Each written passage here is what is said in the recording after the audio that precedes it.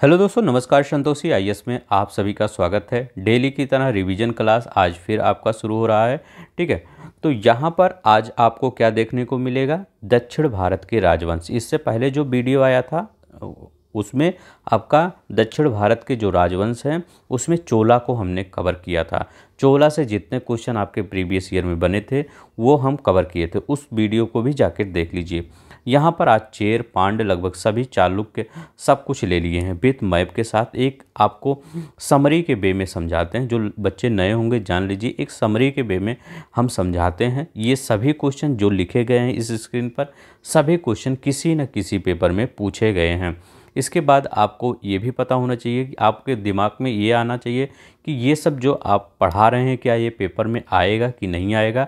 तो इसके लिए आपको क्वेश्चन करना होगा। ठीक है, यहाँ पर हम क्वेश्चन भी लाते हैं प्रीवियस ईयर के। देखिए, प्रीवियस ईयर के यहाँ क्वेश्चन है जो ऊपर दिया गया है, हम क्वेश्चन के फॉर्म में भी करेंगे। आईएएस लेवल के भी क्वेश्चन करवाएंगे। ठीक है, आरओ एआरओ में भी जो क्वेश्चन आया उसको भी करवाएंगे। तो आपको ये डाउट नहीं होना चाहिए कि जो आप पढ़ा रहे हैं वो आएगा पेपर में कि नहीं। पहले हमने आपको दिखा दे रहे हैं कि ये पेपर में सब कुछ आया हुआ है, वही हम पढ़ा रहे हैं। ठीक है, कुछ फालतू चीज़ें यहाँ नहीं पढ़ाई जाती हैं। देखिए, अब देखिए चलते हैं, शुरू करते हैं। पहला क्या? चेर वंश। इसका पीडीएफ आप टेलीग्राम का लिंक दिया गया है, वहाँ से जाके डाउनलोड कर लीजिए। 1 से 2 बार पढ़ेंगे तो ये पूरा रट जाएगा आपको। ठीक है, यह वीडियो 1 से 2 बार देख लिया करिएगा। ठीक है, 2 के स्पीड में, कैसे भी स्पीड में करके देख लिया करिए। देखिए, चेर वंश के बारे में देखते हैं। पहला क्या? चेर वंश के बारे में देखते हैं। अब देखिए, इसका पहले देखते हैं चेर वंश। आपको दिमाग में आपके आएगा कि चेर वंश पूरे भारत में कहाँ पर स्थापित था, इनका साम्राज्य कहाँ से होता था। जैसे आप कह सकते हैं तो गुप्ता मतलब दिल्ली साइड, उत्तर भारत के साइड होता था। ठीक है, अहोम यहाँ पर होता था क्या आपके पूर्वी मतलब नॉर्थ ईस्ट साइड में, असम उसम में। तो ये चेर कहाँ होते थे? तो चेर दक्षिण में होते थे। ये देखिए चेरा एम्परर है, यहाँ पर चेरा एम्परर है। ठीक है, तो ये जो केरला वाला भाग है जितना, ये यहाँ पर ये चेर मतलब साम्राज्य था। ये केरल के पुत्र कहे जाते थे, केरल पुत्र भी ये कहे जाते हैं। देखिए, इसमें प्रमुख राजा कौन कौन है? देखिए, प्रमुख राजा है उदयनजिराल। ये उदयनजिराल मैंने यहाँ लिख दिया है, नहीं तो आप कहेंगे सर ये कहाँ से। देखिए, ये भी क्वेश्चन पूछा गया है यूके पीसीएस में, उत्तराखंड पीसीएस में उदयनजिराल के बारे में पूछा गया। ये प्रमुख राजा थे। नेटुवनजराल, ठीक है, आदन, ठीक है, ये 3 राजा याद करिएगा। उदयनजिराल को तो जरूर याद करिएगा, और नेटुवनजराल और आदन, ये चेर वंश के प्रमुख राजा थे। चेर मतलब केरल जो पुत्र हैं, मतलब चेर वंश के जो मतलब राजा थे, उनको केरल पुत्र कहा जाता था। ठीक है, केरल पुत्र, क्योंकि ये केरला ही साइड इनका पूरा वो था। ठीक है, तो केरल पुत्र कहा जाता है। आधुनिक क्षेत्र कहाँ है? कोंकण है, आधुनिक कोंकण है। तटीय क्षेत्र उत्तरी त्रावणकोर, कोच्चि। ठीक है, तो यही सब मतलब ये जो यहाँ पर मैंने दिखाया है इसी साइड है जो वर्तमान में क्षेत्र है। अब देखिए, इनका प्रतीक चिन्ह क्या है, ये भी कई मतलब सब दे दिया जाता है। चेर, पांड्य, चोला, तो इसमें दे दिया जाता है कि किसका कौन सा प्रतीक चिन्ह है। तो प्रतीक चिन्ह क्या है? धनुष है। कैसे याद करेंगे? देखिए, धनुष जो होता है किसी को चीरने फाड़ने के काम में आता है। तो चीर, चीर से चेर याद करिएगा। अगर चेर आए तो चेर से धनुष याद करिएगा। धनुष क्या करता है? चीर देता। चीर मतलब चीर क्या उसको ब्रेक कर देता है 2 पार्ट में। ठीक है, चीरना मतलब ब्रेक करना 2 पार्ट में किसी चीज़ को, तो चीर देता है, ऐसे कर याद कर लीजिए। तो चेरा वंश का प्रतीक चिन्ह क्या है? धनुष है। इसके प्रमुख राजा उदयनजिराल हैं, केरल पुत्र ये कहे जाते हैं। ठीक है, ये कहाँ पर? केरला के साइड में ये राज्य करते थे। अब देखिए, इन्हीं के बारे में एक चीज़ पूछा गया था आपके उत्तर प्रदेश पीसीएस 2022 में ही शायद पूछा गया था कि रोम साम्राज्य के साथ भारत के व्यापार का आरंभ संगम काल में चेर राज्य के साथ आरंभ हुआ था। तो मतलब जो रोम साम्राज्य था वो संगम काल में किस, ऐसे पूछा गया था, किस राज्य के साथ ये संगम का मतलब चेर का व्यापार रोम के साथ हुआ, तो मतलब किस काल का। तो चेर जो राज्य थे, जो चेर राजा थे, उन्होंने रोम साम्राज्य के साथ अपना व्यापार प्रथम बार स्थापित किया। जैसे क्या मोदी जी आ रहे हैं, मान लीजिए मोदी जी 2014 से आए हैं अभी तक, तो ऐसे ऐसे बहुत से देश थे जहाँ पर हमारे पूर्व प्रधानमंत्री नहीं गए थे, ठीक है। तो वह उस देश में मोदी जी गए। अब मतलब जो उनका टर्म हुआ, तो मतलब मोदी जी नहीं, ऐसे कई भी प्रधानमंत्री आएंगे जो कहीं भी नहीं गए वो चले जाएंगे, ठीक है। तो वो प्रधानमंत्री के ऊपर डिपेंड होगा, उनके मतलब कैबिनेट के ऊपर डिपेंड होगा कहाँ जाना चाहिए। तो मोदी ऐसे स्थान पे गए जहाँ पे पिछले कोई प्रधानमंत्री नहीं गया था। तो क्या हुआ, वही यहाँ भी कह रहा है कि रोम साम्राज्य के साथ भारत के व्यापार का आरंभ संगम काल में चेर राजा के साथ प्रारंभ किया गया, ठीक है। किसके साथ? चेर राजा। ये 2020 से 2022 में आया है। अब देखिए यहाँ पर हो गया यहाँ। अब देखिए एक ग्रंथ है, देखिए जो जो ब्लैक कलर से लिखा गया है, ये सभी क्वेश्चन, ये सभी आपके पेपर में घटना चक्र से ही लिया गया है एक पूरी तरह से। तोलक पीएम, तो तोलक का पीएम ग्रंथ है, व्याकरण और काव्य से संबंधित ग्रंथ है। कौन सा? तोलक का पीएम ग्रंथ। ये कई बार आपके पेपर में पूछा गया था, चाहे मैचिंग के फॉर्म में पूछा गया है, चाहे वैसे ही फॉर्म में पूछ लिया गया है। तोलक का पीएम कैसा है? संगीत शास्त्र है, व्याकरण शास्त्र है, नृत्य शास्त्र है। तो आप क्या करेंगे, ये व्याकरण और काव्य से संबंधित है, तोलक पीएम ग्रंथ है। तो जितना भी पढ़ाएं उतना याद हो गया आपका। ज़्यादा कुछ तो पढ़ाया नहीं, किसी उदयन जेराल पढ़ाए, केरल पुत्र पढ़ाए, आधुनिक एक केरल के भाग थे, रोम के साथ व्यापार चेर ने स्थापित किया, तोलक पीएम एक व्याकरण ग्रंथ है।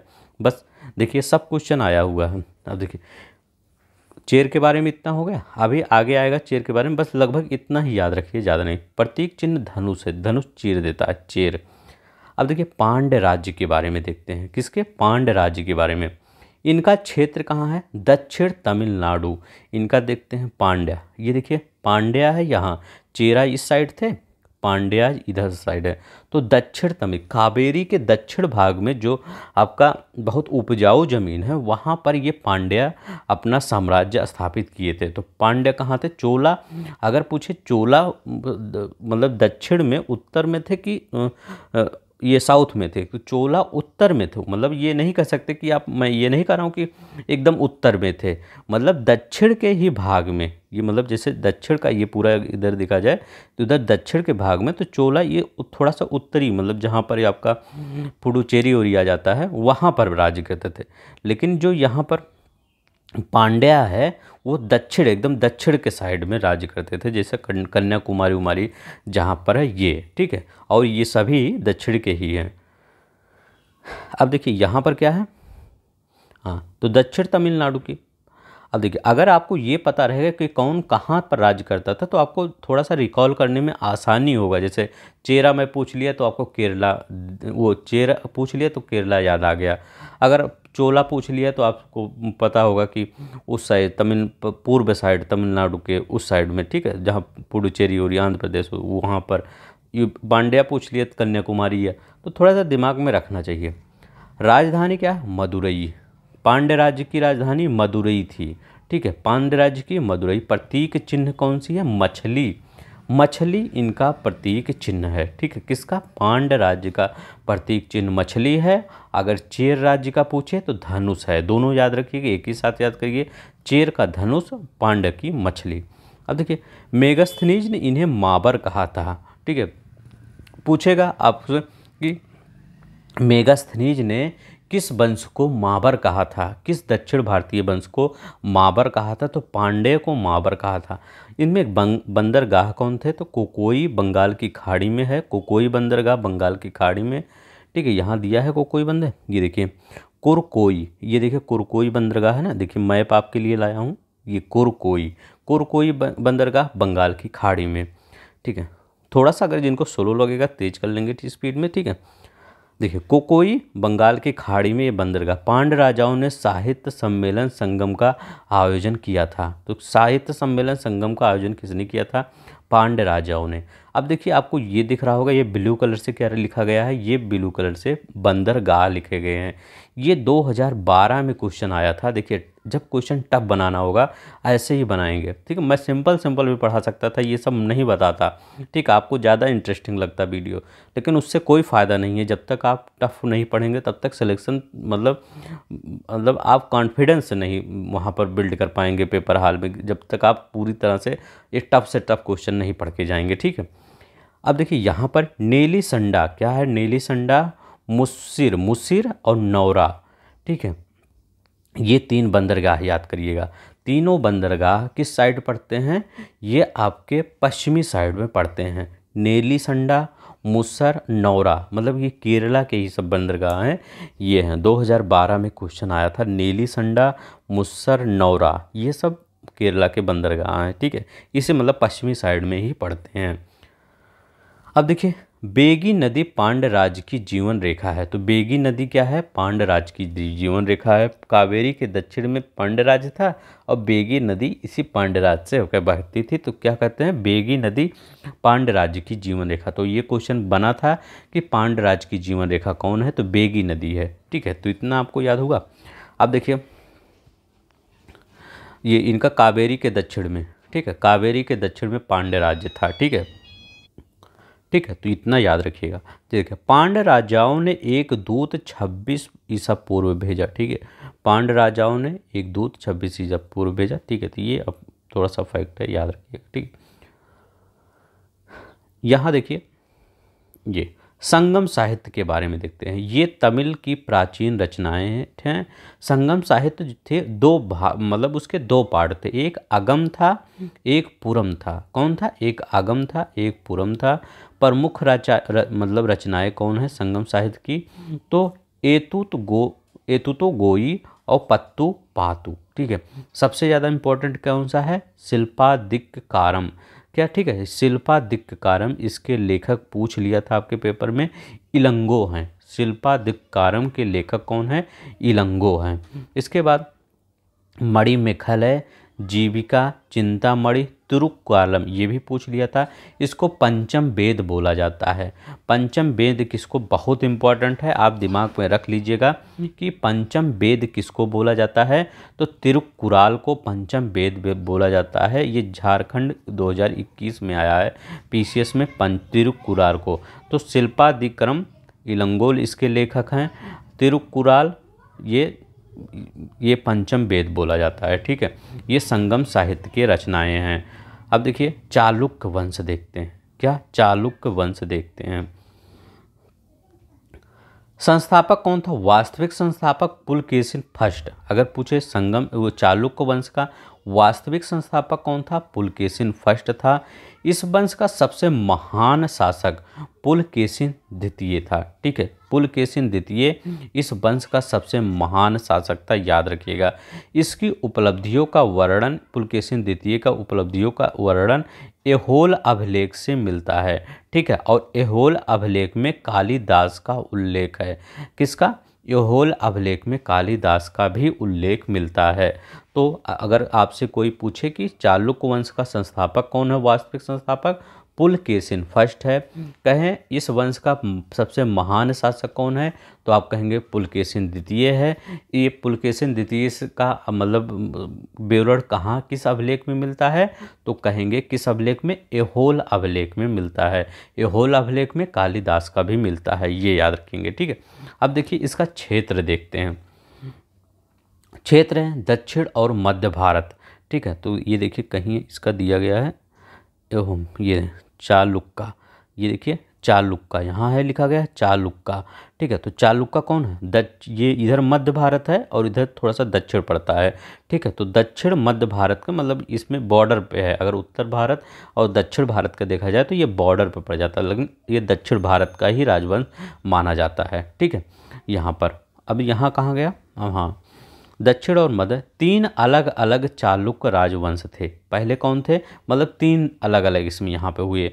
बादामी के चालुक्य जो कर्नाटक में बादामी, ठीक है, बादामी के चालुक्य, बादामी इसमें राजधानी थी, ठीक है। प्रमुख शासक कौन था, पुलकेशिन द्वितीय। तो अगर आपसे पूछे कि जो पुलकेशिन द्वितीय था सबसे प्रमुख शासक, वो चालुक्य वंश से किस वंश से संबंधित, चालुक्य से ही किस वंश से संबंधित था, तो वो बादामी के चालुक्य से संबंधित था। पूर्वी चालुक्य बेंगी में राजधानी इनकी थी, क्षेत्र पूर्वी दक्कन था। पश्चिमी चालुक्य बादामी चालुक्यों के वंशज थे। जो पश्चिमी चालुक्य थे ये बादामी जिसमें पुलकेशिन द्वितीय था इसी के वंशज थे। 10वीं सदी के अंत में इनका उभार हुआ और कल्याणी में इसने शासन किया। तो ये सब थोड़ा सा याद रख लीजिएगा बस। अब देखिए ये है तिरुकुरल, तिरुकुरल, तिरुकुरल, तो ये है तिरुकुरल, ये पंचम वेद है, ये दर्शन का संबंधित है, ठीक है। तिरुकुराल, तिरुकुरल याद रखिएगा, ठीक है। तिरुकुराल किससे संबंधित? दर्शन। अब देखिए तोलकपियम, तोलकपियम यहाँ दिया था, तोलकपियम नहीं दिया था, तोलकपियम का वहाँ आगे दिया था, ठीक है। तो तोलकपियम व्याकरण से संबंधित है। शिल्पादिक्रम किसमें? प्रेम कथा से संबंधित है। शिल्पादिक्रम के लेखक कौन है? इलंगो है। ये प्रेम कथा से संबंधित है। ये देखिए पीछे 2014 में आया है, मैं वैसे नहीं पढ़ा रहा हूँ, सब कुछ आपके पेपर में आया हुआ है। मणि मिकैले, मणि मिकैले वड़ी कथा है, ठीक है। तो ये पूरा याद रखिएगा। तिरुकुराल दर्शन से संबंधित रचना है। तोलकपियम व्याकरण है, ठीक है, व्याकरण है इसका। ये तोलकपियम शिल्पादिकराम प्रेम कथा है, तो क्या शिल्पा प्रेम कथा। मणि मैकाले, तो ये वणिक कथा, वाणिक कथा है, मणिक मकाले, ठीक है, याद रखिएगा। अभी क्वेश्चन आएगा तो आप 2-3 बार में, मतलब इसको पढ़ने का आपका यही फ़ायदा होता है, यहाँ पढ़ लेते हैं, इसके बाद क्वेश्चन में पढ़ लेते हैं तो वो रट जाता है, ठीक है। प्लीज़ इस चैनल को सब्सक्राइब कर लीजिए, क्योंकि कम ही समय में आपको ज़्यादा कंटेंट प्रोवाइड कर दिया जाता है। कह सकते हैं गागर में सागर, अगर यही पढ़ने बैठेंगे तो 10-15 पेज 20 पेज आपको लगेगा पढ़ने में, ठीक है। काकतीय वंश, काकतीय वंश, काकतीय वंश के वारंगल क्षेत्र का क्या था? वारंगल, आंध्र प्रदेश, पूर्वी कर्नाटक, ठीक है, और यहाँ पर दक्षिण उड़ीसा। तो मतलब काकतीय वंश कहाँ है अगर देखा जाए तो यहाँ पर, ठीक है, ये इस साइड में पड़ता है, ठीक है। तो ये इस साइड में काकतीय वंश पड़ता है, ठीक है। ये इस साइड में पूर्वी, मतलब पूर्वी क्षेत्र में काकतीय वंश पड़ता है। बंदर का मोतुपल्ली या मोटूपल्ली, तो ये मोतुपल्ली या मोटूपल्ली इसके बंदरगाह थे काकतीय वंश की। पेपर में आया हुआ है, ये मत करना मैं वैसे लिख दिया हूँ, ऐसे नहीं लिख दिया हूँ, ये पेपर में आया हुआ है। राजधानी ओरुगुल्लू, ओरुगल्लू।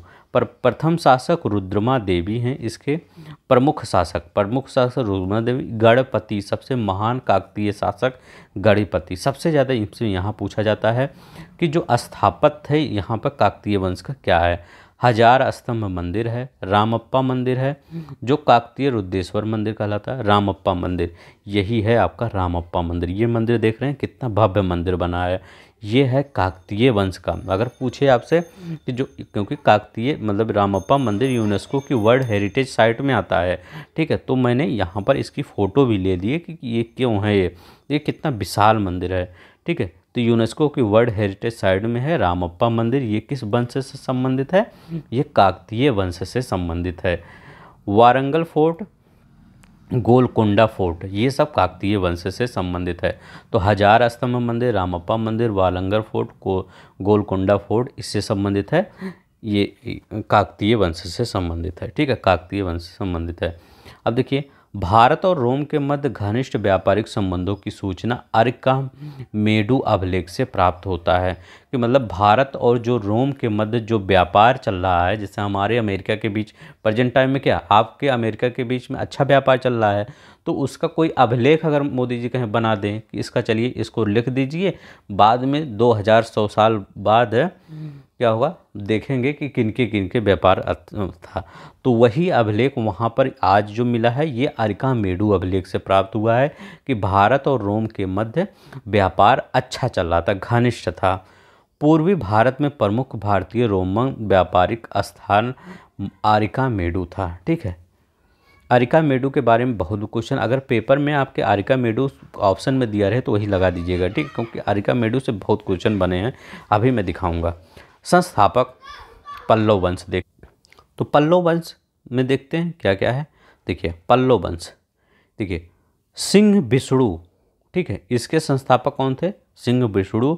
राजधानी बहुत पूछा जाता है, पल्लव की राजधानी, तो पल्लव की राजधानी कांची थी, कांची, ठीक है, पल्लव की राजधानी कांची थी, बहुत बार पूछा गया है, पल्लव की राजधानी कांची थी, ठीक है। और ये काकतीय वंश की राजधानी ओरुगुल्लू थी, ठीक है, ये ज़्यादा नहीं पूछा जाता काकतीय, ठीक है, ये लेकिन ये वाला आपका पल्लव ज़्यादा पूछा जाता कांची।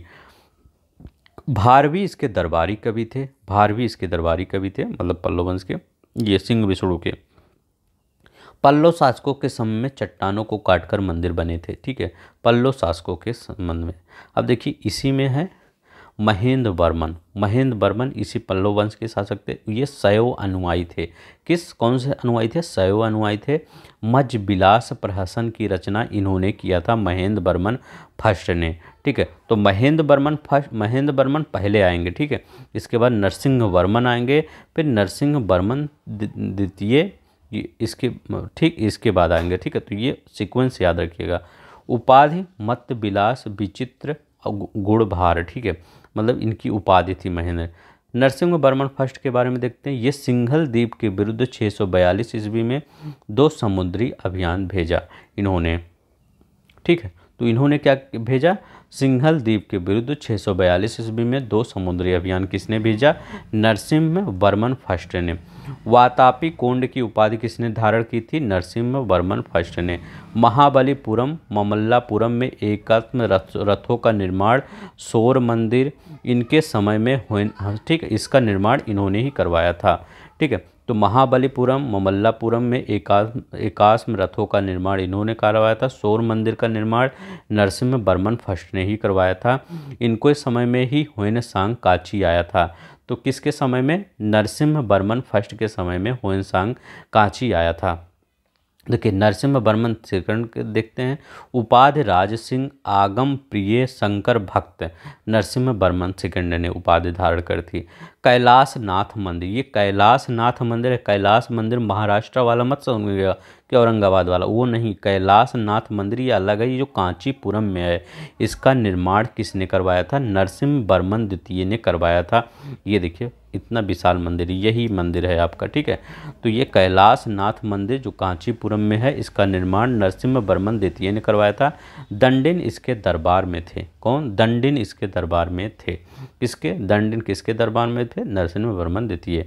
अब देखिए यहाँ ये शब्द बहुत इंपॉर्टेंट है। किसका उल्लेख संगम साहित्य में हुआ है? तो संगम साहित्य में सिर्फ 3 वंश का उल्लेख हुआ है, चेर का, चोल का, पांड्य का। ठीक है, चेर चोल पांड्य का संगम साहित्य में हुआ है, काकतीय वंश का नहीं हुआ है। ठीक है, नहीं तो आप काकतीय लगा दें। तो किसका उल्लेख संगम साहित्य में हुआ है? चेर चोल पांड्य, इन तीनों लोग का संगम साहित्य में हुआ है। अब देखिए राष्ट्रकूट वंश आता है। इधर देखिए थोड़ा, तृतीय संगम कहाँ हुआ था? मदुरई में हुआ था। याद रखिएगा मदुरई में तृतीय संगम हुआ था, ये भी फैक्ट याद रखिएगा। अब देखिए राष्ट्रकूट वंश की बात करते हैं। संस्थापक कौन थे? दंती दुर्ग।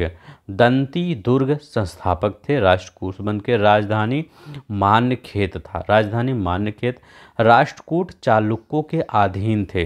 ठीक है, किसके अधीन थे? चालुक्यों के अधीन थे राष्ट्रकूट। देखिए प्रमुख शासक कौन थे? देखिए प्रमुख शासक चालुक्यों की राजधानी बादामी थी। कैसे याद करेंगे? चालुक्य आ गए तो एक ट्रिक भी बता देते हैं। जैसे आप बादाम जब खाते हैं ना तो आप चालाक ज़्यादा हो जाते हैं, मतलब दिमाग बढ़ता है, तो दिमाग बढ़ेगा तो चालाक हो जाएंगे। तो चालुक्यों बादाम। प्रमुख शासक कृष्ण भाई, ध्रुव गोविंद फर्स्ट और कृष्ण, ये प्रमुख शासक थे। अब देखिए एलोरा के कैलाश मंदिर का निर्माण कृष्ण फर्स्ट ने करवाया था। किसका? एलोरा के कैलाश मंदिर। ये एलोरा का कैलाश मंदिर है, और ये वाला कौन है? कैलाश नाथ मंदिर कांचीपुरम का जो है, इसको नरसिंह वर्मन द्वितीय ने करवाया था। और ये एलोरा का कैलाश मंदिर का निर्माण ये कृष्ण फर्स्ट ने करवाया था। क्वेश्चन पूछा गया आपका, इंद्र थर्ड के समय अल मसूदी अरब आया था। ठीक, अल मसूदी जो अरब का था वो आया था। तो इंद्र थर्ड के समय एलोरा एलिफेंटा गुफाओं का निर्माण राष्ट्रकूटों, मतलब बहुत बार आपके क्वेश्चन पूछा गया था एलोरा एलिफेंटा गुफाओं का निर्माण किस वंश ने किया? तो राष्ट्रकूट। इसमें अमोघ वर्ष बहुत इंपॉर्टेंट शासक था, ये अमोघ वर्ष। राजधानी मान्यखेत। कविराज मार्ग प्रश्नोत्तर मालिका की जैन धर्म का अनुयायी था। जिनसेन और महावीराचार्य स्वयंभू इसके संरक्षण में थे। इसके समय ब्रोंच एक प्रमुख बंदरगाह था अमोघ फर्स्ट के। सुलेमान अरब व्यापारी अमोघ फर्स्ट को विश्व के 4 महान राजाओं में से कहा। तो किसने? सुलेमान जो ने अमोघ वर्ष को विश्व के 4 महान राजाओं में से एक कहा। तो थोड़ा सा याद रख लीजिएगा। देखिए अब देखिए ये जो 60 नोट में दिया है, ये देखिए गुप्त से कौन सा रिलेटेड है, देवगढ़। तो देवगढ़ गुप्त शासन से रिलेटेड है। चंदेल खजुराहो से रिलेटेड है। चालुक्य, देखिए जो चालू होगा वो बादाम खाएगा, तो बादामी से। पल्लव पनमले से संबंधित है, ठीक है। धार्मिक कविताओं का संकलन कुरल तमिल भाषा में है। इसे तमिल साहित्य का बाइबिल तथा लघु वेद कहा माना जाता है। तो धार्मिक कविताओं का संकलन किसमें है, कुरल में है। जिसमें कुरल में है तमिल भाषा में, इसे तमिल साहित्य का बाइबिल। अगर आपसे मैं पूछूं कि तमिल साहित्य का बाइबिल बताइए किसको कहा जाता है, तो आप क्या बताएंगे, कुरल को, ठीक है, या इसको लघु वेद कहा जाता है। ऐसा मत सोचिएगा, हम ऐसे पढ़ देंगे। आर 2013 में क्वेश्चन ये आया है कि तमिल साहित्य का बाइबिल किसको कहा जाता है, ठीक है, तो कुरल को कहा जाता है, तमिल भाषा में है, ठीक है।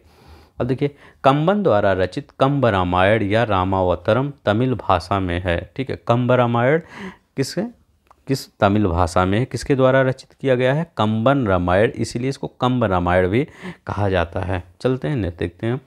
और देखिए यहाँ पर 60 नोट क्या कर रहा है, दक्षिण भारत में नगरों में व्यापारियों के विभिन्न संगठन को क्या कहा जाता था, तो मणि ग्रामम, ठीक है, बलंजियर, ठीक है। आप सबको थोड़ा सा लग रहा होगा ये सर आज क्या पढ़ रहे हैं, लेकिन ये सब पेपर में आए हुए हैं, हम वैसे नहीं पढ़ा रहे हैं। अभी क्वेश्चन दिखाएंगे तो आपको पता चलेगा, हाँ आए।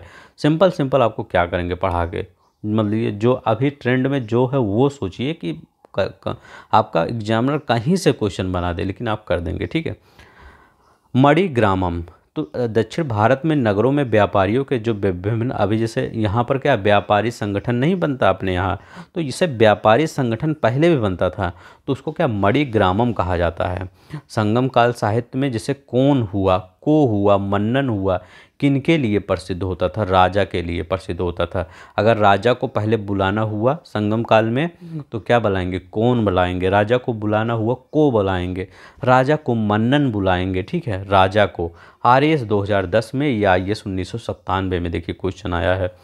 अब देखिए दक्षिण भारत का प्रसिद्ध तक्कोलम का युद्ध, तक्कोलम का युद्ध, ठीक है, देखिए तक्कोलम का युद्ध, ऐसे ऐसे मैं फैक्ट आपको बता दूंगा कि आप देखेंगे कि हाँ ये सब फैक्ट है, ठीक। अभी तो मुझे लगता नहीं है कि काफ़ी लोग इस सब को नहीं पढ़े होंगे, ठीक है। दक्षिण भारत का प्रसिद्ध तक्कोलम का युद्ध याद रखिएगा, चोल और राष्ट्रकूटों के मध्य हुआ। अभी ऐसे क्वेश्चन आ जाए कि तक्कोलम का युद्ध किन के बीच हुआ, तो किनके के लिए, चोल और राष्ट्रकूटों के विरुद्ध हुआ। संगम युग में उरैयूर किसके लिए विख्यात था, कपास के व्यापार का महत्वपूर्ण केंद्र था उरैयूर, ठीक है। उरैयूर कपास के व्यापार का महत्वपूर्ण केंद्र था।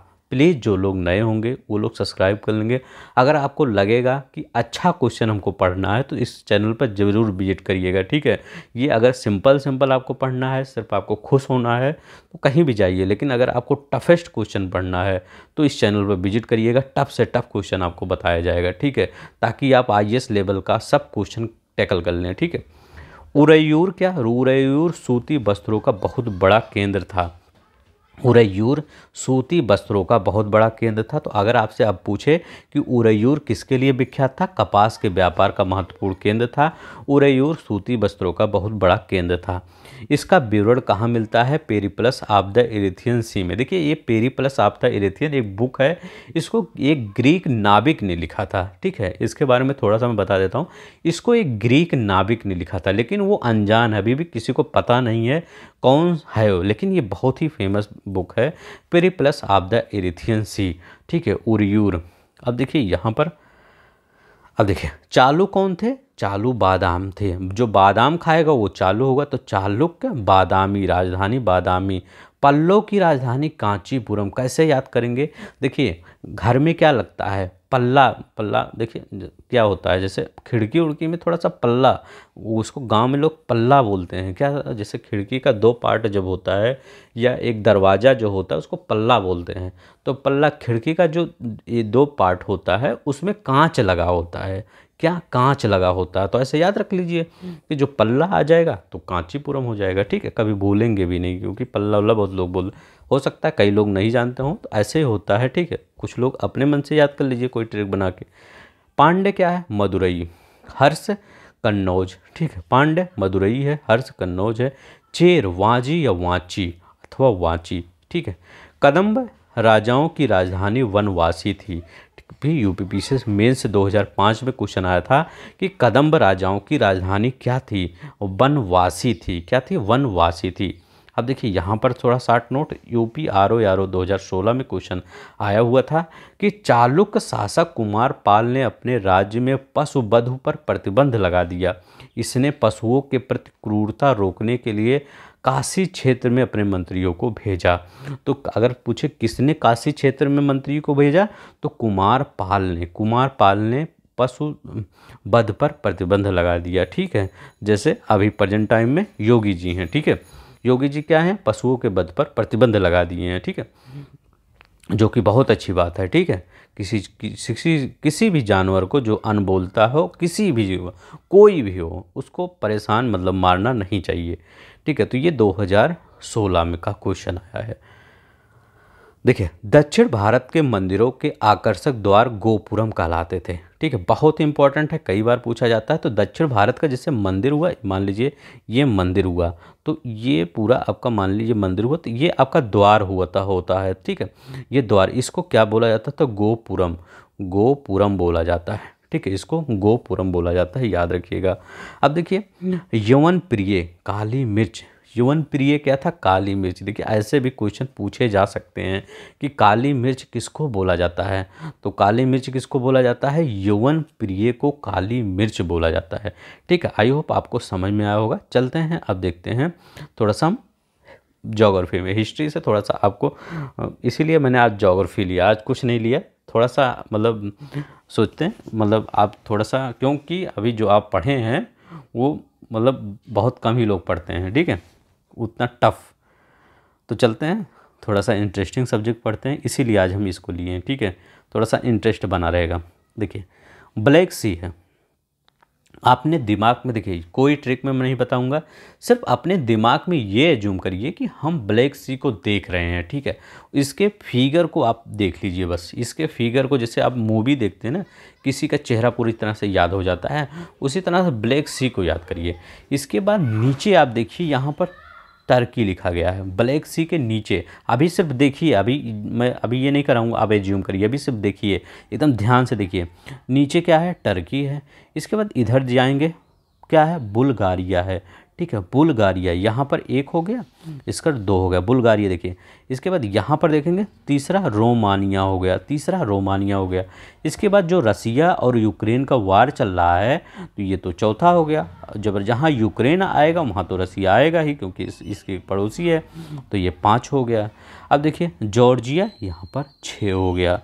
बस अब एक बार फिर आप देखिए, ध्यान से देखिए, टर्की, बुल्गारिया, यहाँ पर बुल्गारिया है, यहाँ रोमानिया, ये देखिए रोमानिया लिखा गया है, यूक्रेन लिखा गया है, ठीक है। और ये रूस का पार्ट है, मतलब ये इतना मॉस्को है, इधर से पूरा रूस का पार्ट आ रहा है, ठीक है। ये रूस है आपका, और यहाँ पर जॉर्जिया है, ठीक है। ये आपका जॉर्जिया है। अब एक बार आंख बंद करके आप अपने दिमाग में सोचिए कि यहाँ पर कोई ट्रिक मत लगाइए, आंख बंद करके जैसे ये क्लॉकवाइज चल रहा है ऐसे क्लॉकवाइज चलिए, ठीक है, ऐसे क्लॉकवाइज चलिए। 2 बार सिर्फ क्लॉकवाइज चल दीजिए, पूरी ज़िंदगी याद रहेगा। क्या है? पहले नीचे क्या है? टर्की है, उसके जस्ट बगल में, ऐसे जैसे मान लीजिए ये आपका घड़ी है, मान लीजिए ये घड़ी है। अब घड़ी में यहाँ पर कितना? 6 बजता है। घड़ी से इधर जाएंगे, कितना बज रहा है? ये मान लीजिए 8 बज रहा है। और इधर जाएंगे, ये 9 बज रहा है, 9 बज रहा है। इधर जाएंगे 11 बज रहा है, इधर जाएंगे तो 2 बज रहा है, 2 बज रहा है। और इधर जॉर्जिया में 3 बज रहा है। ऐसे याद रखिए। पहले सुबह 6 बजे क्या था? टर्की था। इसके बाद 8 बजे उधर क्या था? 8 बजे क्या? बुल्गारिया था, ठीक है। इसके बाद ऊपर जाएंगे, थोड़ा सा और जाएंगे तो रोमानिया था। ऊपर जाएंगे और थोड़ा सा, मतलब ऐसे जूम करिए, थोड़ा सा और ऊपर जाएंगे तो यूक्रेन था। यूक्रेन में थोड़ा सा उधर और जाएंगे तो यूक्रेन रहेगा, तो रसिया भी। इसके बाद उधर जॉर्जिया जाएगा, इधर जॉर्जिया जाएगा। तो ये क्लॉक वाइज ऐसे चल दीजिए, टर्की, बुल्गारिया, फिर बुल्गारिया, रोमानिया एक साथ, टर्की एक अलग रख दीजिए। इसके बाद बुल्गारिया और रोमानिया याद कर लीजिए, यूक्रेन, रूस याद कर लीजिए और जॉर्जिया याद कर लीजिए, बस आपका हो गया। ठीक है, एक बार एज्यूम करके आंख बंद करके सोचिए, नीचे टर्की था, बगल में जहाँ 7 या 8 बजता है वहाँ बुल्गारिया था, इसके बाद जब 9 बजता है तो रोमानिया था, जब 11 बजता है तो वहाँ पर यूक्रेन था, 2 बजता है तो रसिया था, जब 3 बजता है तो जॉर्जिया था। ठीक है, तो ऐसे क्लॉकवाइज में कर लीजिए। ठीक है, अगर आपको कोई ट्रिक याद हो तो ट्रिक ही ये कर लीजिए। ठीक है, जैसे भी आपको याद हो, ठीक वैसे ही कर लीजिए, लेकिन ऐसे अगर पिक्चर के फॉर्म में याद करेंगे तो काफ़ी समय तक, मतलब काफ़ी समय तक याद रहेगा। चलते हैं, देखते हैं, नेक्स्ट देखते हैं। यहाँ हो गया। हाँ, अब देखिए कैस्पियन सी देख लेते हैं। कैस्पियन सी में वहाँ पर टर्की नीचे था, यहाँ पर ईरान नीचे है। ठीक है, तो ईरान में देखिए यहाँ पर क्या देखते हैं, ईरान, तो यहाँ पर ईरान नीचे है। इसके बाद ईरान इधर भी ऐसे ही पूरा ऐसे चलिए। ईरान के बाद क्या है, अजरबैजान है, ईरान के बाद अजरबैजान है। इसके बाद यहाँ पर क्या जाएंगे, अजरबैजान के बाद रूस जाएंगे। तो ठीक है, ये देखिए मॉस्को है, ये उधर पूरा रूस आ रहा है, तो अजरबैजान के बाद रूस आ जाएगा। रूस के बाद इधर कजाकिस्तान, तो इधर कजाकिस्तान आ जाएगा। फिर यहाँ तुर्कमेनिस्तान, उज्बेकिस्तान नहीं शेयर करता है। ठीक है, तो उज्बेकिस्तान नहीं शेयर करता है, देख लीजिएगा। तो यहाँ ईरान है, अजरबैजान है। ऐसा पूछा लिया जाता है कि कौन सी ऐसी राजधानी है जो कैस्पियन सी के तट पर स्थित है, तो अजरबैजान की राजधानी जो बाकू है कैस्पियन तट के सी पर स्थित है। देखिए ये बाकू नहीं है, बाकू कहाँ है, ये कैस्पियन सी के तट पर स्थित है। कैस्पियन सी के बारे में ये और पूछा जाता है कि सबसे मतलब विशाल खारे पानी की झील कौन सी है, तो कैस्पियन सी है सबसे बड़ी दुनिया की खारे पानी की झील, क्योंकि ये झील है, समुद्र नहीं इसको बोला जाता। क्यों, क्योंकि ये चारों तरफ से लैंड से घिरा हुआ है। अब देखिए यहाँ रूस हो गया, फिर कजाकिस्तान हो गया, फिर तुर्कमेनिस्तान हो गया। तो कजाकिस्तान और तुर्कमेनिस्तान इसको याद करेंगे, किसको, कजाकिस्तान और तुर्कमेनिस्तान। नीचे ईरान, तो एक बार एज्यूम करिए कैस्पियन सी है, बड़ा सा लंबा सा बना है ये ऐसे, इसके नीचे ईरान याद करिए। ऊपर जाएंगे तो अजरबैजान याद करेंगे, अजरबैजान से रूस याद करेंगे, रूस से कजाकिस्तान, तुर्कमेनिस्तान की राजधानी अश्काबाद। कैसे याद रखेंगे अश्काबाद, जो तुर्क आए थे, जैसे मोहम्मद बिन कासिम, ये मोहम्मद गोरी, ये सब जब आए थे किससे आए थे, घोड़े से आए थे। घोड़े को क्या बोला जाता है, अश्व बोला जाता है, तो अश्व को अश्काबाद याद रख लीजिए। कजाकिस्तान क्या है, ये कैस्पियन सी, कजाकिस्तान की राजधानी अस्ताना है, या कभी नूर सुल्तान हो जाता है, तो प्रेजेंट टाइम में आई होप ये मुझे लगता है अस्ताना ही है। ठीक है, तो अस्ताना है इसका अश्काबाद। तो एक बार फिर याद कर लीजिए आखिरी बार, ईरान, अजरबैजान, रूस के बाद कजाकिस्तान के बाद तुर्कमेनिस्तान। ठीक है, अब देखिए एक क्वेश्चन देखिए, आरएल सी से कौन सा बॉर्डर शेयर करता है, तो एक उज्बेकिस्तान शेयर करता है, एक कजाकिस्तान शेयर करता है। तो उज्बेकिस्तान और कजाकिस्तान आरएल सी से सिर्फ यही दो है जो है वो शेयर करते हैं। ठीक है, कौन, उज्बेकिस्तान और कजाकिस्तान। ठीक है, अब देखिए यहाँ हो गया। अब देखिए ये देखिए यहाँ पर देखते हैं कौन कौन सा इक्वेटर से किससे कौन गुजरता है। इक्वेटर से देखिए कहाँ कौन गुजर रहा है, पहले आपका कौन सा गुजर रहा है, यहाँ पर इक्वाडोर। इक्वेटर कहाँ से स्टार्ट होगा, इक्वाडोर ऐसे देखिए 2 बार हम बताएंगे, यहाँ पे बताएंगे और यहाँ पे बताएंगे। ठीक है, यहाँ देख लीजिए पहले इक्वाडोर, यहाँ पर आपको पढ़ने वाला है, सिर्फ पढ़ लीजिए। इक्वाडोर है, फिर इसके बाद कोलंबिया जो हरा वाला है, कोलंबिया के बाद ये ब्राज़ील जाता है। ठीक है, ब्राज़ील, यहाँ पर ये मतलब 13, यहाँ पर एक है साओ टोम, मतलब इसी में एक टापू है, छोटा सा एक देश है साओ टोम प्रिंसिपी, वो आपका ये देखिए साओ टोम प्रिंसिपी, ये उससे भी गुजरता है। इसके बाद किससे गुजरता है, गैबोन से। ठीक है, तो यहाँ पर गैबोन जाता है, गैबोन के बाद दोनों कांगो आ जाएगा, एक रिपब्लिक का आप कांगो, मतलब इसको कांगो कह सकते हैं, एक डेमोक्रेटिक रिपब्लिक ऑफ कांगो, एक डेमोक्रेटिक रिपब्लिक ऑफ कांगो, दोनों से ही जाता है। इसके बाद युगांडा जाएगा, युगांडा के बाद केन्या जाएगा। ठीक है, केन्या के बाद सोमालिया, मतलब यहाँ थोड़ा सा ऐसे याद करिए, अभी मैं पूरा मैप में दिखाऊंगा। सोमालिया, मालदीव में जाएगा, मालदीव के बाद इंडोनेशिया, किरिबाती। ठीक है। ये किरिबाती, यहाँ किरिबाती है, इंडोनेशिया है, ये मालदीव है, जो अभी इसके शासक थोड़ा सा नादानी कर रहे हैं, ये सोमालिया। ठीक है, तो चलते हैं अब मैप में देखते हैं, यहाँ ज़्यादा समझ में आएगा आपको। ट्रॉपिक आप ये कैंसर कर रहे हैं, इक्वेटर, तो इक्वेटर देखते हैं, इक्वेटर कहाँ से, इक्वाडोर से, तो इक्वेटर इक्वाडोर से इंटर करेगा, यहाँ से इंटर किया, देखिए यहाँ से इंटर किया, इसके बाद कोलंबिया जाएगा, ये कोलंबिया है, तो इक्वाडोर कोलंबिया, दो चीज़ याद करिए, इक्वाडोर कोलंबिया। इसके बाद ब्राज़ील, देखिए ब्राज़ील बड़ा सा है, ब्राज़ील तो जाएगा ही, तो यहाँ 3 देश कौन से याद करेंगे, इक्वाडोर कोलंबिया ब्राज़ील, कौन सा, इक्वाडोर कोलंबिया ब्राज़ील। अब देखिए यहाँ पर देखिए साओ टोम, यहाँ पर साओ टोम, यहाँ पर है साओ टोम।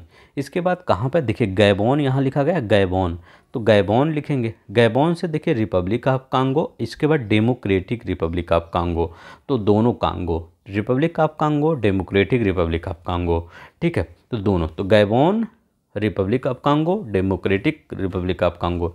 इसके बाद कौन सा जाएगा, युगांडा के बाद कौन सा जाएगा, ये केन्या, फिर सोमालिया, ठीक है, सोमालिया, तो Uganda Kenya Somalia, 3 Uganda Kenya Somalia, इधर 3 याद रखिए, देखिए 6 है, इधर 3 Gabon Republic of Congo, democratic Republic of Congo, 3 इधर याद कर लीजिए, युगांडा केन्या सोमालिया, 3 इधर याद कर लीजिए बस। अब देखिए ये नादान बच्चे को कहाँ छोड़ेंगे, मालदीव को, तो मालदीव से भी जा रहा है, मालदीव के बाद इंडोनेशिया से भी जा रहा है, इंडोनेशिया के बाद यहाँ पर किरिबाती है, देखिए किरिबाती है, किरिबाती से भी गुजरता है, ठीक है, तो इतना याद रखिएगा, ठीक है। एक बार फिर देखते हैं, इक्वाडोर कोलंबिया ब्राज़ील, इसके बाद साओ टोम, ये मतलब छोटा सा टापू है, Gabon Republic of Congo, democratic Republic of Congo, तो ये देखिए Republic of Congo, democratic Republic of Congo, Uganda Kenya Somalia, Maldives Indonesia, Kiribati, ठीक है। आई होप आपको याद हो गया होगा। चलते हैं अब हम क्वेश्चन आंसर करते हैं, ठीक है। चालुक्यों की राजधानी क्या थी, तो चालुक्यों की राजधानी क्या बताएंगे, तो चालुक्य कौन थे, मतलब जो बादाम खाता था, तो वातापी उसको बोला जाता, तो बादामी वातापी, तो चालुक्यों की राजधानी की क्या थी, वातापी थी, ठीक है, क्या थी, वातापी थी।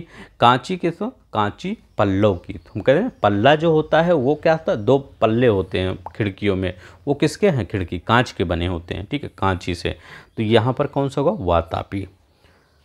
अब देखिए कवि कालिदास का उल्लेख किस में हुआ है, आप ये बताइए, आईएएस का क्वेश्चन है, इसको तो आप बता ही देंगे, किस में हुआ है, ऐहोल के उत्तीर्ण लेख में, ऐहोल के उत्तीर्ण लेख में। अब मैं आपको बताऊंगा नहीं ज़्यादा, सिर्फ आपको करना है, खुद ही करना है आपको, ठीक है। किस शासक ने सिंघल द्वीप पर 642 ईस्वी में 2 समुद्री अभियान भेजा, तो किस शासक ने भेजा, तो अभी हम आगे ही बताए थे, नरसिम्हा वर्मन फर्स्ट ने भेजा था, किसने, नरसिम्हा वर्मन फर्स्ट ने भेजा था। प्राचीन ग्रंथों में प्राय यवन प्रिय शब्द घोतक है, यवन प्रिय किसका घोतक, अभी हम बताए थे यवन प्रिय किसका घोतक है, काली मिर्च का घोतक है, ठीक है, काली मिर्च का घोतक है। प्लीज़ आप सब इस समय सब्सक्राइब, मतलब ये सब्सक्राइब तो किए होंगे सब लगभग, और ये शेयर नहीं कर रहे हैं, प्लीज़ आप सब शेयर करिए अपने दोस्तों में, ठीक है। थोड़ा सा हमें मेहनत लगता है, ठीक है, इतना पीपीटी बनाना, फिर आपको क्वेश्चन लाना उसी टाइप का, ठीक है, तो थोड़ा सा मेहनत लगता है, आप अप्रिसिएट करिए इस मेहनत को, ठीक है, इस हार्ड वर्क को, हमें भी खुशी होगी। संगम साहित्य में तोलकप्पियम एक ग्रंथ है, तो बताइए कैसा ग्रंथ है, कविता का, वास्तुशास्त्र का, राजशास्त्र का, या व्याकरण का, तो तोलकप्पियम किसका ग्रंथ है, व्याकरण का ग्रंथ है। शिल्पादिक्रम के लेखक कौन है, आई होप इसको बता ही दिए होंगे आप, शिल्पादिक्रम अच्छे से पढ़े होंगे, सब क्वेश्चन कर देंगे, तो शिल्पादिक्रम के लेखक इलंगो हैं। अब देखिए यहाँ पर देखते हैं, ये यहाँ पर, ये देखिए, अब देखिए यहाँ पर देखिए क्या कह रहा है, शिल्पादिक्रम, ठीक है, शिल्पादिक्रम तोलकप्पियम तिरुकुरल मडक्कलम। अब देखिए ये तोलकप्पियम क्या था, व्याकरण था, तो बी का कौन सा हो जाएगा, बी का आपका चौथा हो जाएगा, तोलकप्पियम व्याकरण। शिल्पादिक्रम प्रेम कथा, तो सी का पहला हो जाएगा, तो सी का पहला हो जाएगा। ये अब क्या है, मणि मकैले तो वणिक कथा है, ये मणिक मकैले वणिक कथा। तिरुकुलर ये दर्शन है, ठीक है, तिरुकुरल ये दर्शन से है, ठीक है। ये तिरुकुलर क्या था, ये पंचम वेद था, पांचवा वेद ये है तिरुकुलर, ठीक है। तो इधर यहाँ देखिए शिल्पा ये तोलक पीएम व्याकरण है, देखिए 2014 में क्वेश्चन पूछा गया था, ये 2014 में री एग्जाम में वही क्वेश्चन फिर आ गया है, मतलब ठीक है। तो वही मतलब जो वहाँ पर क्वेश्चन था वही फिर आ गया, ठीक है। तो ये देखिए फिर यहाँ पर कौन सा आपका होगा, ए का दूसरा तोलक पीएम व्याकरण, बी का चौथा, तो ये डी। अब देखिए यहाँ पर देखते हैं ईसा पूर्व प्रारंभिक शताब्दियों में भारत और रोम के बीच घनिष्ठ व्यापारिक संबंधों की सूचना किस पुरातात्विक खुदाइयों से प्राप्त होता है। तो किस खुदाई से, अरिका मेडू के बारे में देखिए कितना क्वेश्चन पूछा गया है अरिका मेडू से। यहाँ लिखा गया है पूर्वी भारत में प्रमुख भारतीय रोमन व्यापारिक स्थान था, तो क्या था, भारतीय रोमन व्यापारिक स्थान अरिका मेडू था, ठीक है। कौन सा बंदरगाह पोडुकू के नाम से द पेरिप्लस ऑफ द इरिथियन सी के लेखक को ज्ञात था। तो कौन सा बंदरगाह था, तो ये अरिका मेडू पोडुकी के नाम से, ठीक है, पोडुके के नाम से, अरिका मेडू को पोडिके के नाम से बताया जाता है। अब रोमन बस्ती कहाँ से प्राप्त हुई है, तो रोमन बस्ती अरिका मेडू से प्राप्त। देखिए मैंने आगे ही कहा था कि अरिका मेडू से बहुत बार क्वेश्चन पूछा गया है। एम्फोरा जार क्या है, इसको हमने नहीं बताया है। एम्फोरा जार क्या है, लंबा और दोनों तरफ हत्थेदार जार को एम्फोरा जार कहा जाता है। तो एम्फोरा जार होता क्या है, लंबा और दोनों तरफ हत्थेदार जार को एम्फोरा जार कहा जाता है। कौन एक तमिल देश के संगम युग का राजवंश नहीं था, कौन एक तमिल युग के संगम युग का राजवंश नहीं था, तो कौन नहीं था, चोल थे, पांड थे, लेकिन पल्लव आपके नहीं थे। कौन थे, नहीं थे, पल्लव नहीं थे, ठीक है। तो संगम युग राजवंश चेर, चोल, पांड्य। धार्मिक कविताओं का संकलन कुरल किस भाषा में है, बताइए कुरल किस भाषा में है, तो कुरल किस भाषा में है, तमिल भाषा में है। तमिल ग्रंथों में लघु वेद की संज्ञा किसको दी गई है, बताइए लघु वेद की संज्ञा किसको दी गई है, कुरल को लघु वेद की संज्ञा दी गई है, याद रखिएगा कुरल को लघु वेद की। इसको बाइबिल भी तमिल साहित्य का बाइबिल अगर कोई पूछे किसको कहा जाता है, कुरल को तमिल साहित्य का बाइबिल कहा जाता है, ठीक है। इसको मुप्पाल भी कहा जाता है, एक वर्ड और याद रखिएगा मुप्पाल, नहीं तो कभी पूछ ले कि मुप्पाल किसको कहा जाता है, इसी को मुप्पाल भी कहा जाता है। यार 2013 में आया है इसलिए बता दिया था, तो डिटेल में आ सकता है आपके पेपर में। अब देखिए किससे संबंधित, गुप्त देवगढ़, चंदेल खुजराहो, चालू कौन होगा, बादाम जो खाएगा, पल्लव पना मले से संबंधित है, ठीक है। तो आइए देखिए कितना, अगर देखिए आपको ये याद है गुप्त देवगढ़ तो याद ही रहता है क्योंकि उत्तर भारत के राजवंश थे। चंदेल खुजराहो तो ए का चौथा बी का तीसरा, ए का चौथा बी का तीसरा, ए का चौथा बी का तीसरा सिर्फ एक ही में है, ठीक है। देखिए कितना आराम से आप कर लिए। अगर हम आप सबको सिर्फ यही पता है चालुक्य बादामी, तो चालुक्य क्या खाए थे, बादाम, तो देखिए ये भी चालू जो होगा बादाम खाएगा बस। अब देखिए कौन सा प्राचीन भारत में व्यापारियों का निगम था, व्यापारियों का निगम था, मणिग्रामम था, ठीक है। तक्कोलम युद्ध प्रसिद्ध था, तो मतलब वो प्रसिद्ध नहीं था, तक्कोलम का युद्ध हुआ था, चोल और राष्ट्रकूटों के मतलब तक्कोलम का युद्ध हुआ था। संगम युग में उरैयूर किसके लिए विख्यात था, उरैयूर हम कहते उरैयूर बहुत बार पूछा गया है, तो कपास के व्यापार का महत्वपूर्ण केंद्र था उरैयूर। उदयनजीरल किस वंश से संबंधित था, उदयनजीरल, जैसे ही हम इस टॉपिक पर पढ़ाना आज का वीडियो पढ़ाने चले थे वैसे ही हम बताए थे उदयनजीरल के बारे में, याद रखिएगा ये चेर वंश से संबंधित है। पांड्य राज्य की जीवन रेखा कौन थी, तो बेंगी नदी पांड्य राज्य की जीवन रेखा थी। अगर पूछे पांड्य राज्य किस नदी के दक्षिण में है, कावेरी नदी के दक्षिण में पांड्य राज्य था। संगम कालीन में कोन को मन्नन किसके लिए प्रयुक्त होते थे, कोन को मन्नन तो किसके लिए प्रयुक्त होता, राजा के लिए प्रयुक्त होते थे। तृतीय संगम हुआ था, तो तृतीय संगम मतलब कहाँ हुआ था, तो तृतीय संगम कहाँ हुआ था, मदुरई में हुआ था। अब देखिए यहाँ पर चालू कौन होगा, जो बादाम खाएगा, ए का तीसरा कहीं दिया है, देखिए ए का तीसरा एक ही जगह दिया है, यूपीपीसीएस का स्पेशल क्वेश्चन देखिए कितना आराम से। पल्लव कौन होगा? पल्लव क्या? पल्लव कांच का बना होगा। हर्ष कन्नौज लगा दीजिए, पांड मदुरई लगा दीजिए बस। अब देखिए चेर, हम जब पहले अभी पढ़ाए थे तो हम कहते चेर ये केरल के ये पुत्र कहलाते थे केरल, ठीक है। तो यहाँ पर चेर हैं। पुडुचेरी आपका यहाँ है, ठीक है। तो पुडुचेरी कुछ भाग यहाँ है लेकिन वहाँ नहीं, पुडुचेरी आपका यहाँ है। तो क्या करेंगे, पुडुचेरी, ये चेर पुडुचेरी नहीं थी, ये केरला से था, ठीक है। तो ये आपका गलत है, कौन से सुमेलित नहीं, ये गलत है। चोल, चंजौर, होयसाल, द्वार समुद्र, पांडव, मदुरई, पल्लव, कांचीपुरम। अब देखिए यहाँ पर बताइए कौन मतलब पहले आया कौन बाद में आया, ठीक है। तो मतलब सबका डेट आपको बताना होगा कौन सा आया। तो पहले हम क्या बताए, तो वहाँ हम बताए थे कि पहले महेंद्र बर्मन, ये कब से थे, 600 से थे, 630 ईस्वी में थे, ठीक है।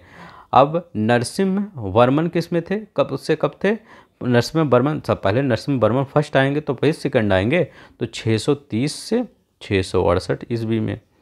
अब इसके बाद नंदी बर्मन या परमेश्वर, फिर इसके बाद परमेश्वर में आए गए, ठीक है। तो ये परमेश्वर, तो ये 670 से 700 ईसा पूर्व आए थे। इसके बाद ये नंदी बर्मन कब आए थे, 731 से 795, ठीक है। तो ये याद रखिएगा। तो पहले कौन, पहले 4 हो जाएगा, 4 के बाद 2, 4 के बाद 2 यही है। BO 2019 में देखिए टफ क्वेश्चन ऐसे ही बनेगा, ठीक है। आप अच्छा क्वेश्चन पढ़ के जाइए। देखिए सिंपल क्वेश्चन पढ़ के जाएंगे सब उसमें कर देंगे, उसमें कोई अब लॉजिक नहीं रह गया है। सब क्वेश्चन करके मतलब सब बच्चे पढ़ रहे हैं अब, सबसे जब से ये सब नेट उट आ गया सब, इसीलिए टफ से टफ क्वेश्चन पढ़िए ताकि मेरिट में आप आ जाएं, ठीक है। किस राजवंश ने उत्तर भारत में शासन नहीं किया था, तो चालुक्य ने किया था उत्तर भारत में, नहीं। राजपूत ने, नहीं। मौर्य, ये मतलब उत्तर भारत में शासन नहीं किया था, तो चालुक्य ने ही ने। गुप्ता पीरियड, राजपूत, मौर्य, ये सब तो उत्तर भारत के हैं ना, तो चालुक्य, देखिए सिंपल ही क्वेश्चन था, ठीक है। उत्तराखंड में आया तो सिंपल रहेगा ही। किस राजा ने अपने मंत्रियों को पशुओं पर क्रूरता से प्रतिबंध लगाने के लिए काशी भेजा, तो चालुक्य राजा कुमार पाल ने किस पर मतलब पशुओं पर क्रूरता के लिए कहाँ भेजा, यहाँ पर भेजा, ठीक है। कदम्ब राजाओं की राजधानी थी, कदम्ब राजाओं की राजधानी कहाँ थी बताइए, कदम्ब राजा, तो कदम्ब राजाओं की राजधानी बनवासी थी। दक्षिण पूर्व किस राजा ने रोम राज्य में एक दूत, वहाँ देखिए रोम नहीं लिखा था सॉरी, लेकिन वहाँ पर रोम राज्य में एक दूत भेजा 26 ईस्वी में, किसने भेजा था, ठीक है। तो किसने, पांड्य ने भेजा था। पांड्य की राजधानी क्या थी, मदुरई, पांड्य शासकों की राजधानी मदुरई थी।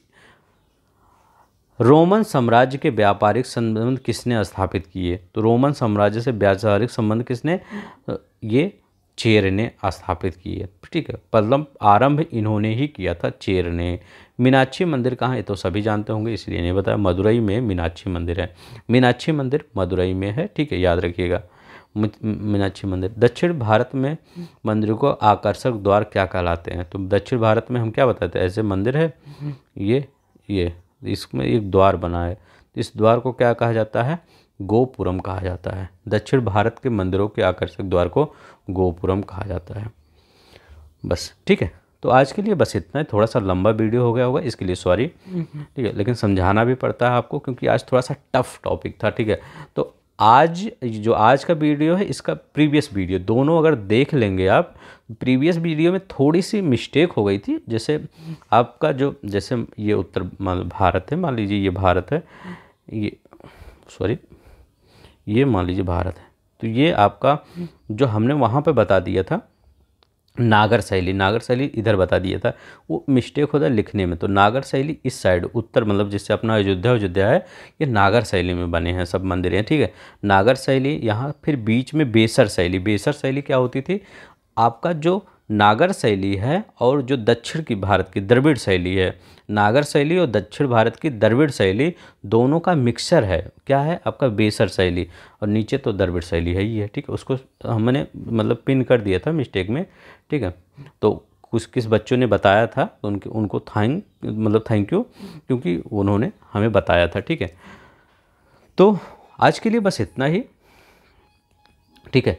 अगर आपको पसंद आ रहा होगा तो लाइक कर दीजिए मतलब वीडियो को, और चैनल को सब्सक्राइब कर दीजिएगा। धन्यवाद, नमस्कार, जय हिंद, जय भारत।